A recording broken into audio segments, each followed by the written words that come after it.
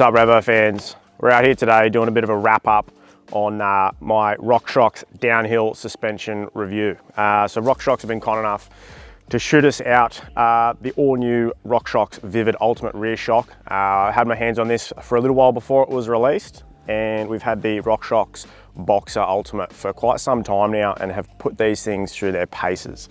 Probably done more riding on this suspension than any individual suspension test before.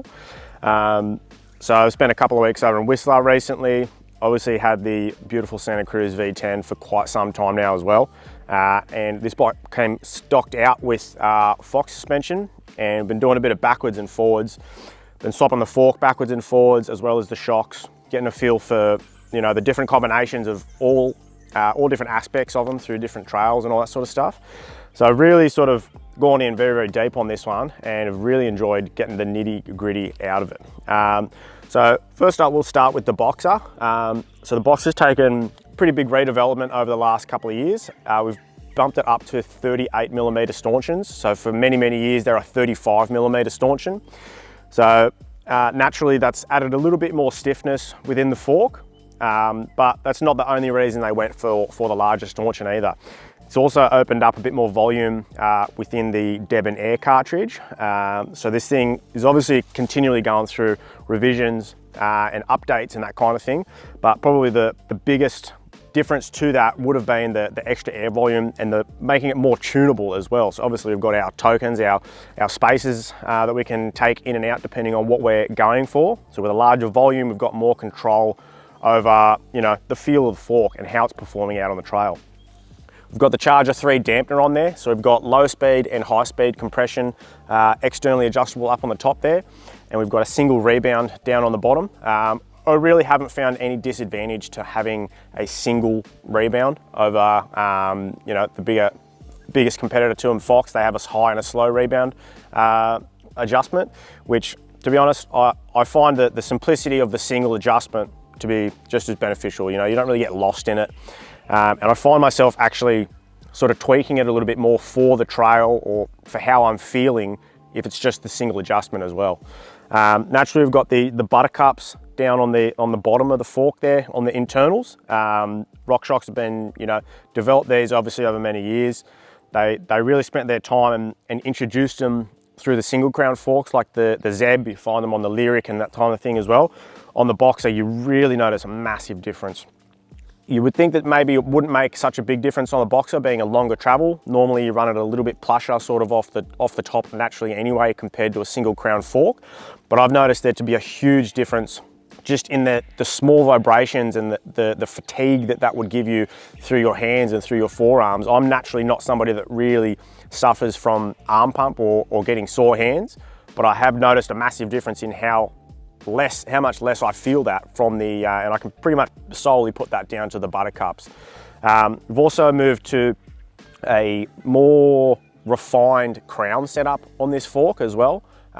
So the internal surface of the stanchion, where the stanchion sits within the crowns, is more accurately machined compared to previous generations and compared to all other triple crown forks that I've ever seen as well, giving you tighter tolerances, which is a good thing. It gives you more control over your torque settings, like your torque specs within the triple clamps, which is a big thing. Like if you're not torquing up your triple clamps with a torque wrench, you're losing performance, you're losing feel through the front wheel, you're losing grip as well. And by, you know, adding a bit more care and thought into how they're manufacturing the crowns is adding to the overall performance of the fork. Like, it's not always just about dampening or, you know, making things as light as possible. It's all about the tighter tolerances and the quality of your craftsmanship in your suspension. Moving towards the back, so the Vivid Ultimate shock saw a pretty big revamp as well. So naturally, I've got the Coil shock fitted up to this bike. There is also an air shock available, which offers a lot of the same sort of adjustments and enhancements over previous generations. So we've got a high speed and a low speed externally adjustable. So the low speed is with a hand clicker. High speed, you do need an Allen key to get at it. And basically this is, you know, we're fine tuning in our compression adjustments, that kind of thing. We've got externally adjustable rebound. Again, we've got a little hand clicker down the bottom there. And we've also got a hydraulic bottom out adjustment. So this is essentially sort of fine tuning in the last 20% of the stroke of the shock to give yourself either a more of a ramp up kind of feel, if you will, like sort of comparing it to an air shock. You can ramp up the end of the stroke of the shock there, or have a more linear coil feeling to the end of your stroke. So the only annoying thing on the Santa Cruz in particular, obviously this is not going to be the case with every bike, I can't actually get access to that. So I've got to remove the top shock bolt to get access to that adjustment. Once again, we need to get a little Allen key in there. But that's sort of neither here nor there. Like, that's not something that I've found myself wanting to adjust that much. Obviously, when you're setting up the shock, it was a little bit annoying, but I don't really find myself wanting to chop and change that too often. Another improvement, which sort of might not seem like a massive thing, but I've noticed it to be pretty beneficial, is they've actually sort of tuned the bottom out bumpers. So the sort of foam looking bumper at the end of the coil shaft, or the shock shaft I should say, is tuned per stroke length. So you've obviously got a range of different size shocks available, different stroke lengths, different bikes, downhill bikes, long travel enduro bikes, even sort of your trail bikes that you might be wanting to put a coil shock into. These bumpers are actually, the density and the size of these bumpers are tuned for that shock. So it's just another sort of quality assurance thing that they're saying, like, we've really thought about every aspect that goes into, you know, the performance of this shock, and we're going to go to the nth degree to give you the best results. I've been playing around with sort of spring weights on this shock a little bit more than I normally would as well. RockShox were kind enough to send out 6 springs. I've been chopping and changing. Obviously, I've only been using a handful of them. Been finding that you can really dial in the shock through your compression adjustments, even if you maybe don't necessarily have the exact right spring. So they come in 25-pound increments.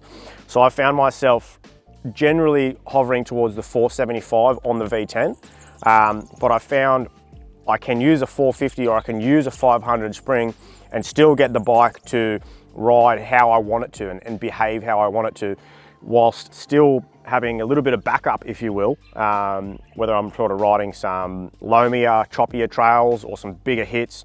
I can still fine tune that to be exactly where I want that to be. So there you have it. RockShox have made some huge improvements over their previous generations, which, to be honest, I couldn't really fault all that much. But it's just amazing to see how far suspension is coming every new iteration. And, you know, it's becoming a super competitive market. Obviously, we're now seeing the introduction of electronics in downhill suspension and that kind of thing as well. So we'll be seeing that around the corner off the shelf. We don't know, but it's very exciting times in the suspension market, and it's pretty crazy to think how far we've come in the last 10 years and where we're going to be in the next 10 years. So exciting times. RockShox, thank you for you know, giving me the gift of all your new suspension and getting it out to us before it was released and that kind of thing. And yeah, we'll see you for the next one.